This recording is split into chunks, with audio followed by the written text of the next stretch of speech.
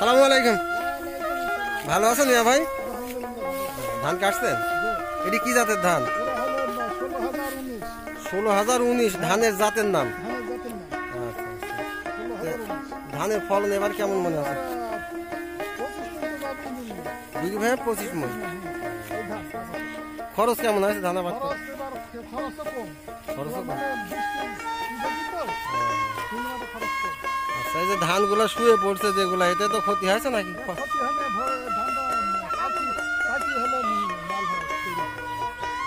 ঠিক আছে, কাজ করেন, আপনার কাজের ক্ষতি করা যাবে না।